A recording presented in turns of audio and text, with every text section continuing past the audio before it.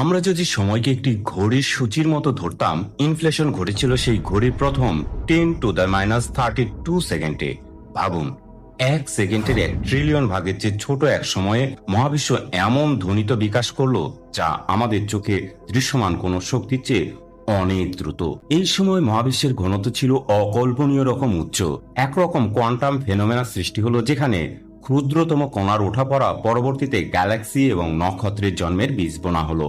এমনকি এই মুহূর্তে ফ্লাকচুয়েশন ঘটেছিল যা আজকে বিশাল মহাবিশ্বের বড় কাঠামো যেমন গ্যালাকটিক ক্লাস্টার এবং গ্যালাকটিক ফিলামেন্টের রূপান্তর ঘটিয়েছে। আপনি যদি ভাবেন মহাবিশ্ব একসময় স্থির বা সীমিত ছিল, ইনফ্লেশন তা উল্টে দিয়েছে। এটি যেমন মহাবিশ্বকে বিশাল করলো, তেমনি কোয়ান্টাম ফ্লাকচুয়েশন থেকে পদার্থ এবং শক্তি উৎপন্নের পথ তৈরি করলো। অর্থাৎ আমাদের চারপাশে সবকিছু, আপনি, আমি, নক্ষত্র, গ্যালাক্সি, সবই সেই ক্ষুদ্রতম সেকেন্ডের ফল। আরেকটি রোমাঞ্চকর দিক হলো হরাইজন সমস্যা। আপনি যদি দৃশ্যমান মহাবিশ্বের দু প্রান্তে তাপমাত্রা মাপেন, দেখবেন তারা সমান। স্বাভাবিকভাবে তারা একে অপরের সঙ্গে কোনো সংযোগ ছাড়াই সমান হতে পারত না।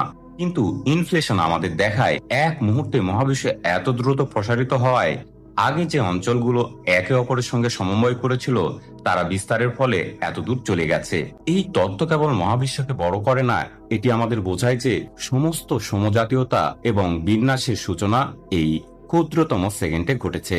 চলুন শেষ করি এক চমকপ্রদ তথ্য দিয়ে। বিজ্ঞানীরা অনুমান করছেন যদি ইনফ্লেশন একটু ভিন্নভাবে ঘটত, তাহলে আমাদের মহাবিশ্ব এত বড় বা স্থিতিশীল হতো না। আমরা হয়তো এখানে থাকতাম না। অর্থাৎ আমাদের অস্তিত্বের গাণিতিক সম্ভাবনায় নির্ভর করছে সেই প্রথম 10⁻32 সেকেন্ডের রোমাঞ্চকর প্রসারণের উপর।